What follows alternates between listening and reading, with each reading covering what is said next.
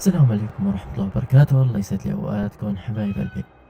قبل ما نبدأ بالفيديو، مبروك النصر لشعب سوريا وتحرير سوريا، وبنقول ألف والحمد والشكر لله رب العالمين على هذا النصر الجميل. الآن سوف نبدأ بحل مشكلة ماب. هذا الماب مثل ما أنتم شايفين نفتحه بهذا الشكل، فلا يعمل نهائيا، أو احتمال يعمل أباتشي سيرفيس والماي سكول يعمل، بس الأباتشي ما بيشتغل. طبعا في عنا إعدادات بالبرنامج مثل البورد، مثل الإصدار بهذا الشكل، ممكن يشتغل معك الماي سكول. حاليا خلينا نعدل هيك ونجرب. تمام، هاي الإعدادات اللي عندي بالتطبيق، فبنعطيه أوكي، نجرب نشغل، ما في أي نتيجة.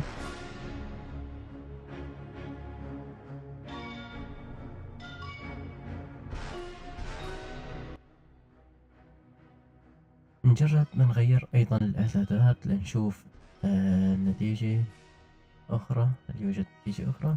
نغير على البورت اللي هو العادة، الإصدار 8.3.1 الأوف، موافق. طبعا مثل ما انتم شايفين فالبرنامج ما اشتغل معي نهائيا. راح أبطل جميع المهمات أو تسكير جميع المهمات التي تعمل بخلفية الويندوز، والتي هي معلقة أو تشغيلها غير مكتمل. تمام، من خلال هذا الخيار. تمام، حاليا أول شغلة لازم نعملها نروح على ندخل على موقع البي اتش بي بهذا الشكل. بي اتش بي نروح على الموقع الأساسي. شو عندنا نحن؟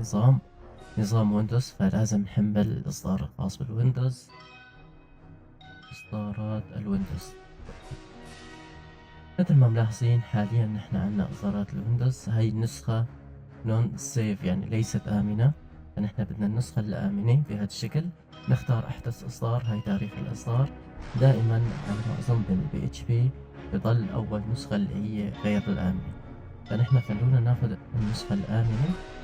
تمام، وهي حجم النسخة 32 ميجا، 31 1 ميجا فاصلة 35 بايت، فنحن بدنا اللي حجم أكبر شيء ملف الزب. موافق، حسنا. بدأ التحميل. باخذ هاي النسخة مثلا، نحن وين هي راح تكون موجودة على الداونلود طبعا. بنروح على السي وبنقل النسخة على قرص السي. لم يتم نقلها، حسنا نفتح مكان النسخة بهذا الشكل ونقلها على السي. طبعا أنا عندي هون ملف اسمه PHP أو مجلد اسمه PHP بهذا الشكل. طبعا أنا حليت المشكلة عندي، فحاليا راح أحذفه وأطبقه من جديد، نيو فولدر، وبنكتب مجلد PHP، وبننقل هذا الملف المضغوط على هذا المجلد، وبنعطيه استخراج الملف هنا بهذا الشكل. تمام، هاي أحدث نسخة من PHP اللي هي النسخة الآمنة.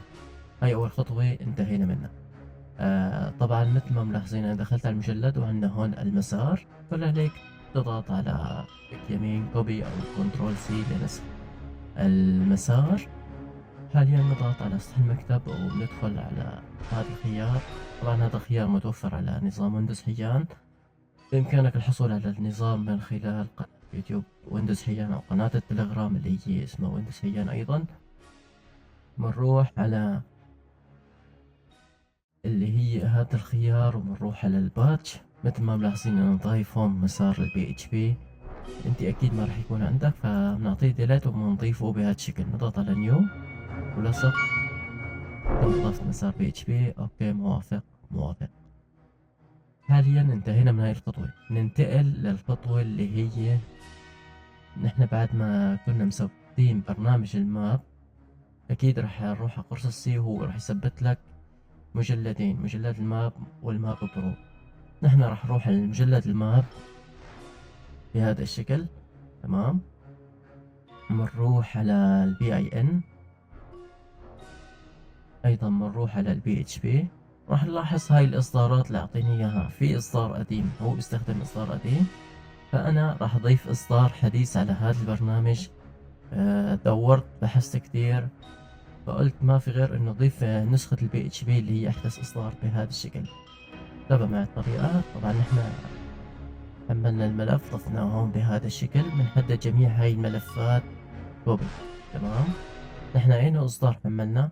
بنرجع على الملف، راح نشوف الإصدار اللي حملناه عشان نميز PHP.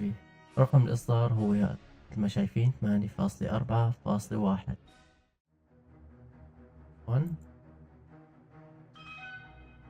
بنروح على المجلد PHP داخل الماب، ننشئ فولدر بهذا الشكل، ونضيف هذا الإصدار ونكتب جنبه PHP. تمام. انشأنا هلا مجلد لأحدث إصدار بهذا الشكل، بندخل على المجلد ونروح المجلد اللي ضفناه بالسي، بناخذ جميع الملفات بهذا الشكل كوبي إلى هذا المجلد.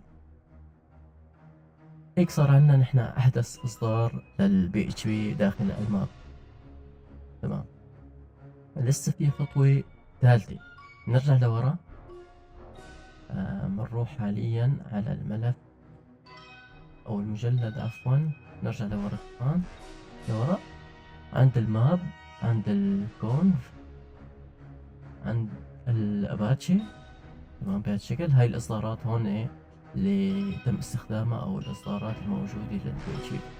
بنروح على الأباتشي، بنروح على ال HTTP دي وبنفتحه طبعا بهذا الشكل نحن فتحنا الملف الخاص بالأباتشي. فالمشكلة عنا هون بالأباتشي الإصدار، مثل ما ملاحظين هون الإصدار الموجود بعد التثبيت مباشرة الافتراضي. تمام. لو حذفت البرنامج ورديت ثبته رح تواجه هاي المشكلة. فالمشكلة عنا بملف الأباتشي. كل اللي علينا هلا بنحدد هذا النص هيك بهذا الشكل، نضغط كنترول اتش بهذا الشكل.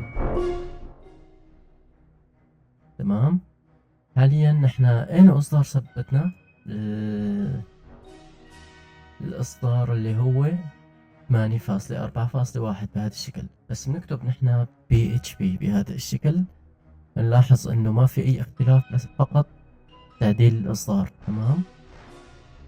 حاليا هاي خطوة البحث، هاي خطوة التبديل، فانا راح ابدلهم كلياتهم. لازم يكون عندك محرك فيجوال ستوديو كود، فسهل لتحرير النصوص وسهل ايضا لتبديل النصوص مثل ما انا عم بستخدم حاليا. اعطيناه تبديل، لاحظوا هون تم تغيير جميع الاصدارات لاحدث اصدار. حاليا بنضغط على كنترول سيف او بنضغط على فايل سيف، مثل ما شايفين كنترول سيف بيعطينا حفظ وبطلع من الملف. هيك تم الحفظ بنجاح. حاليا هيك بتكون حلت مشكلة الماب. يفضل نشغل هلا الماب ونشوف كيف انحلت معنا المشكلة. مثل ما ملاحظين فالمشكلة انحلت، وبكل بساطة اشتغلوا معي السيرفر 2. إن كان عم يشتغل معك السيرفر الماي اس كيو ال والاباتشي لا، هذا الشرح راح يحل لك اياها. وإن كان اثنين ما عم يشتغلوا أيضا هذا الشرح راح يحل لك اياها، مثل ما لاحظتوا بأول الفيديو أو بداية الفيديو. طبعا قبل ما انهي الفيديو بتمنى تشتركوا بالقناة إذا عجبكم هذا الفيديو واستفدتوا منه، يصلكم كل جديد عن الفيديوهات وحلول المشاكل. طبعا راح انشر بعده فيديو مفيد للويندوز ان شاء الله على القناة، واسف على القطعة الطويلة على القناة. طبعا انا ما بحب انشر غير فيديوهات مفيدة تفيد الناس ونادرة من نوعها. See you later.